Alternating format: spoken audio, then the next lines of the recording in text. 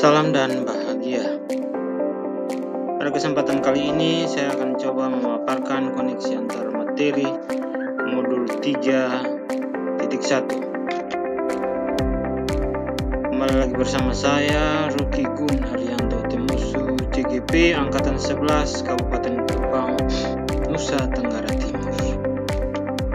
Adapun tujuan pembelajaran khusus yang akan kami capai pada kesempatan ini,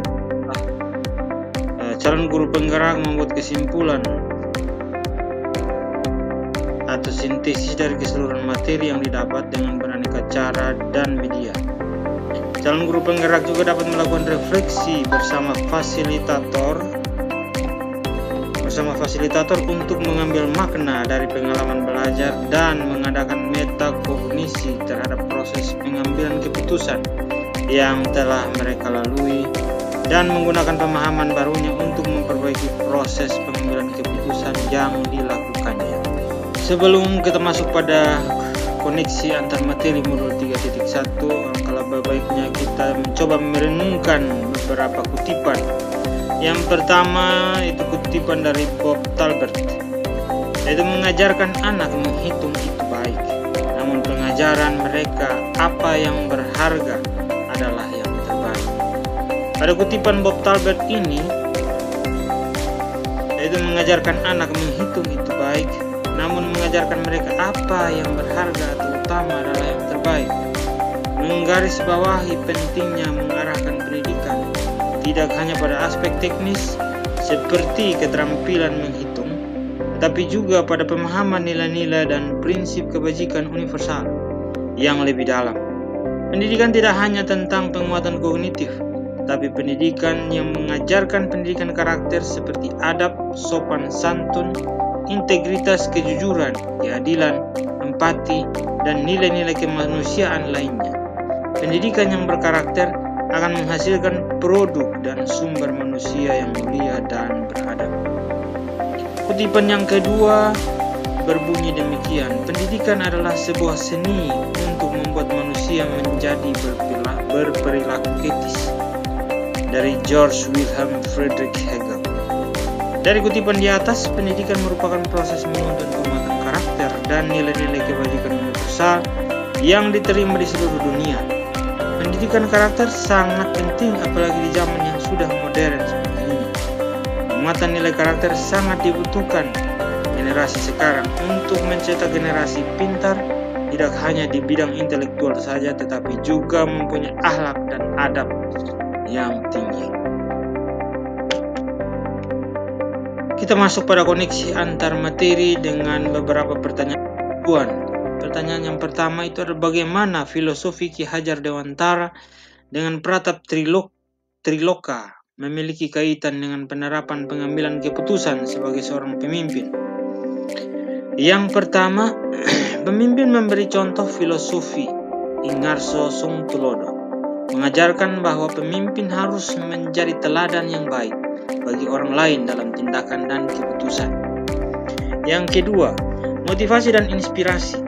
Prinsip Ing Madya Mangunkarsa menekankan peran pemimpin dalam memotivasi dan menginspirasi orang di sekitarnya agar mereka berpartisipasi aktif dan kreatif. Yang ketiga, dukungan dan kemandirian.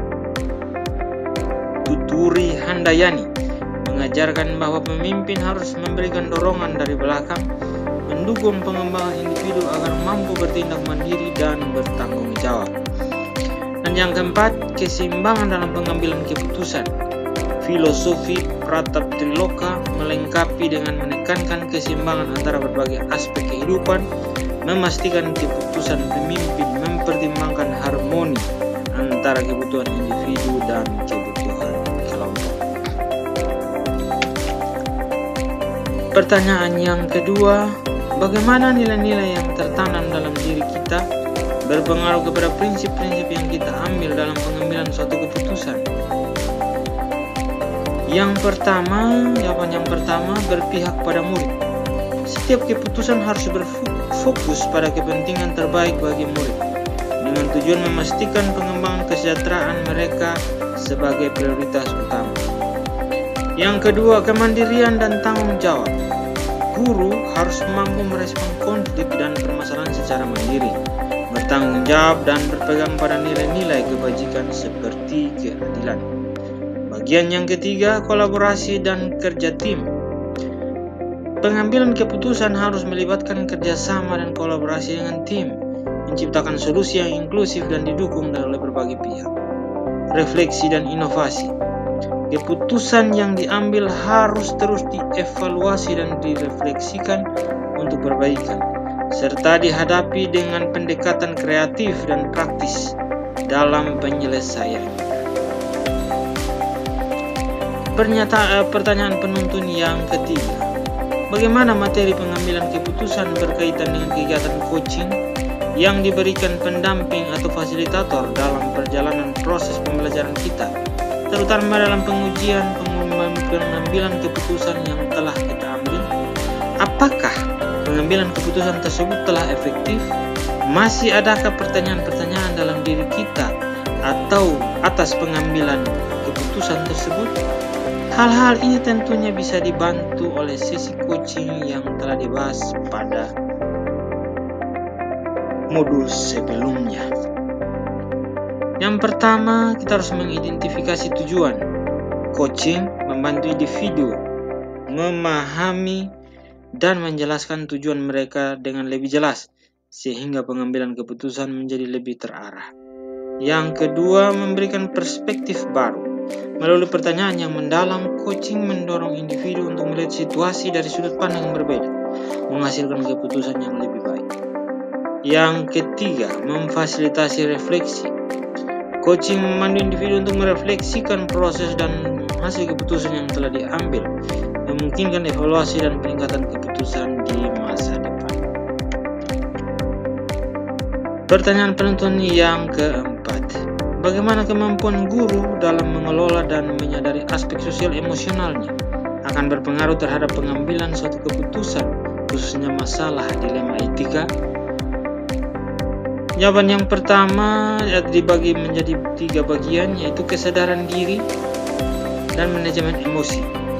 Guru yang memiliki kesadaran diri dan mampu mengelola emosinya dengan baik akan lebih bijaksana dalam menghadapi dilema etika, sehingga keputusan yang diambil lebih rasional dan bertanggung jawab. Yang kedua, kesadaran sosial dan empati. Dengan rasa empati yang tinggi, guru dapat memahami perasaan dan perspektif orang lain, memungkinkan pengambilan keputusan yang lebih adil dan mempertimbangkan berbagai sudut pandang. Yang ketiga, konsistensi dengan nilai-nilai etika. Menjaga hubungan komunikasi yang baik dan tetap berpegang pada nilai-nilai etika akan membantu guru membuat keputusan yang berdampak positif bagi lingkungan pendidikan. Pertanyaan penuntun yang kelima. Bagaimana pembahasan studi kasus yang fokus pada masalah moral atau etika kembali pada nilai-nilai yang dianut oleh seorang pendidik? Bagian yang pertama, pentingnya nilai-nilai kebijakan universal. Pendidik harus menjunjung nilai-nilai kebajikan seperti kebenaran, keadilan, kejujuran, integritas, tanggung jawab, empati, dan kemanusiaan dalam menghadapi dilema etika dan bujukan moral. Bagian yang kedua, konsistensi dengan prinsip-prinsip etis. Pengambilan keputusan harus sejalan dengan nilai-nilai kebajikan universal dan profesional, memastikan tindakan yang diambil adil dan etis dan berlandaskan pada prinsip-prinsip yang diyakini pendidik. Pendekatan berbasis nilai. Dengan merujuk pada nilai-nilai kebajikan, pendidik dapat membuat keputusan yang lebih informatif, reflektif, dan bertanggung jawab, memastikan pertimbangan yang matang dalam setiap langkah. Bagian yang keempat, mendukung kesejahteraan semua pihak. Keputusan yang diambil dengan mempertimbangkan nilai-nilai kebajikan akan mendukung kesejahteraan semua pihak yang terlibat dalam situasi tersebut. Pertanyaan penuntun yang selanjutnya. Bagaimana pengambilan keputusan yang tepat? Tentunya berdampak pada terciptanya lingkungan yang positif, kondusif, dan aman dan nyaman. Keputusan yang tepat memainkan peran penting dalam menciptakan lingkungan yang positif, kondusif, aman, dan nyaman dengan memastikan keadilan, membangun kepercayaan, meningkatkan kesejahteraan, dan mendukung partisipasi serta keterlibatan. Keputusan yang bijaksana dan etis dapat secara signifikan mempengaruhi kualitas dan atmosfer lingkungan, baik di tempat kerja, sekolah, maupun dalam komunitas. Pertanyaan penuntun yang berikut, apakah tantangan-tantangan di lingkungan Anda untuk dapat menjalankan pengambilan keputusan terhadap kasus dilema etika ini? Apakah kaitannya dengan perubahan paradigma di lingkungan Anda? Yang pertama, konflik nilai dan kompleksitas situasi. Tantangan dalam pengambilan keputusan sering muncul dari konflik nilai, keterbatasan informasi, dan kompleksitas situasi yang memerlukan pemahaman yang mendalam. Yang berikut 4 paradigma dilema etika. Dalam lingkungan sekolah, dilema etika seringkali melibatkan 4 paradigma utama, yaitu individu versus kelompok, keadilan versus rasa kasihan, kebenaran versus kesetiaan, serta jangka pendek versus jangka panjang. Yang ketiga, tekanan eksternal dan perbedaan perspektif. Tekanan dari luar dan adanya perbedaan perspektif di antara pemangku kepentingan menambah tantangan dalam mengambil keputusan yang kritis dan tepat. Kepatuhan terhadap regulasi. Nilai-nilai etika pengambilan keputusan juga harus mempertimbangkan kepatuhan terhadap regulasi dan kebijakan sekolah untuk menjaga keseimbangan dan integritas. Apakah pengaruh pengambilan keputusan yang kita ambil dengan pengajaran yang memerdekakan murid-murid kita? Bagaimana kita memutuskan pembelajaran yang tepat untuk potensi murid kita yang berbeda-beda? Ini merupakan pertanyaan penuntun yang berikutnya. Di sini ada beberapa jawaban, ada 3 jawaban yang coba saya paparkan. Yang pertama, memahami kebutuhan dan potensi murid, yaitu guru harus mengenali kebutuhan dan potensi murid untuk menetapkan tujuan pembelajaran yang relevan dan mendukung perkembangan mereka secara optimal. Yang kedua, penerapan pembelajaran berdiferensiasi. Pembelajaran berdiferensiasi yang memperhatikan kesiapan minat dan profil belajar murid menjadi solusi efektif untuk memenuhi kebutuhan belajar murid dengan pendekatan sosial dan emosional. Pemilihan metode pengajaran yang tepat.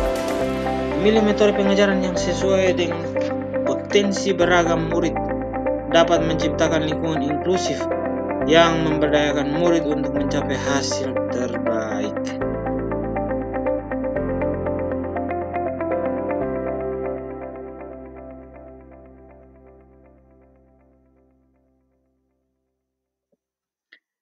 Pertanyaan penuntun yang berikut, bagaimana seorang pemimpin pembelajaran dalam mengambil keputusan dapat mempengaruhi kehidupan masa depan murid-muridnya?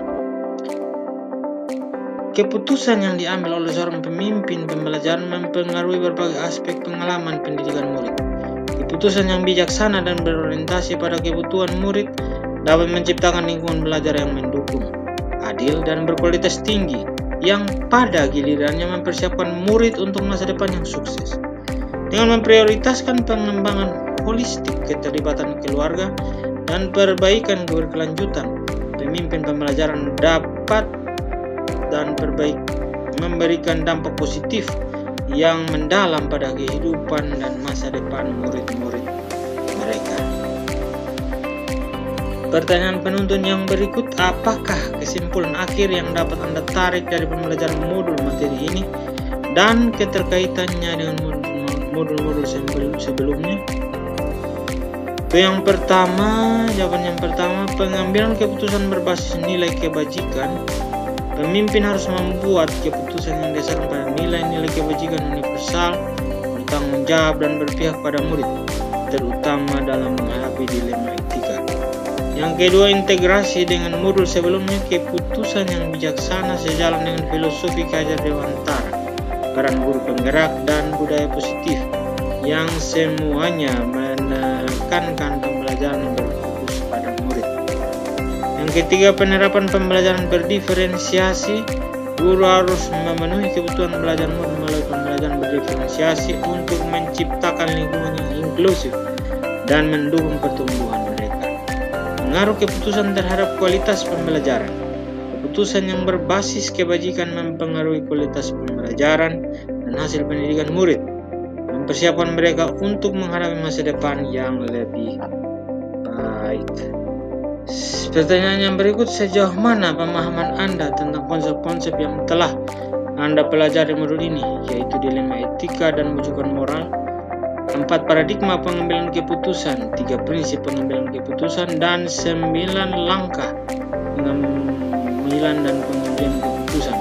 Adakah hal yang menurut Anda di luar dugaan? Yang pertama, dilema etika versus rujukan moral. Dilema etika versus rujukan moral, benar versus benar,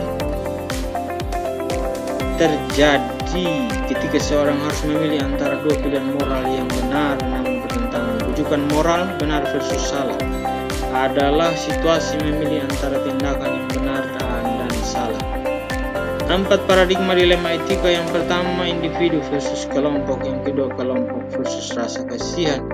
Yang ketiga, kebenaran versus kesetiaan. Yang keempat, jangka pendek versus jangka panjang. 3 prinsip pengambilan keputusan. Berpikir berbasis hasil akhir, berpikir berbasis aturan, berpikir berbasis rasa peduli. 9 langkah pengambilan keputusan. Yang pertama, kenali nilai yang bertentangan. Tentukan pihak yang terlibat. Kumpulkan fakta. Uji benar versus salah. Uji paradigma benar versus benar. Kemudian terapkan prinsip resolusi. Yang berikut, investigasi objek dilema. Yang berikut, buat keputusan. Dan kemudian terakhir, refleksi keputusan. Kesimpulannya, dalam pengambilan keputusan, pendidik harus memahami situasi dari berbagai perspektif, terutama saat menghadapi dilema etika atau rujukan moral. Selanjutnya, pertanyaan penonton yang berikut. Sebelum mempelajari modul ini, pernahkah Anda menerapkan pengambilan keputusan sebagai pemimpin dalam situasi moral dilema? Atau bila mana pernah, apa bedanya dengan yang Anda pelajari di modul ini? Jawabannya pernah, tetapi yang saya lakukan tidak selengkap dengan apa yang saya pelajari dari modul 3.1 ini.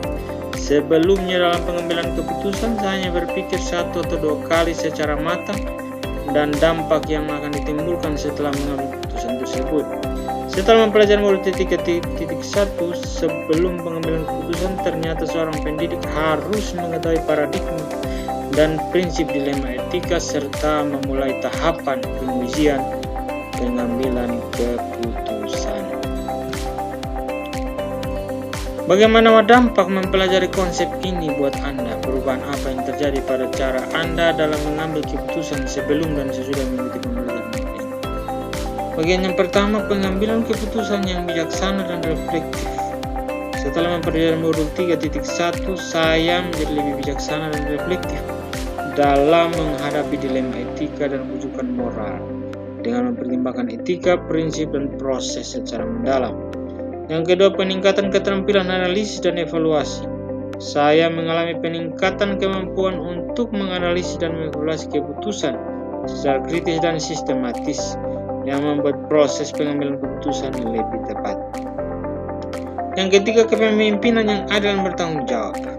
Pemahaman ini membantu saya sebagai pemimpin untuk membuat keputusan yang adil, bijaksana, efektif, dan bertanggung jawab, serta mengurangi dampak negatif yang bisa merugikan orang lain.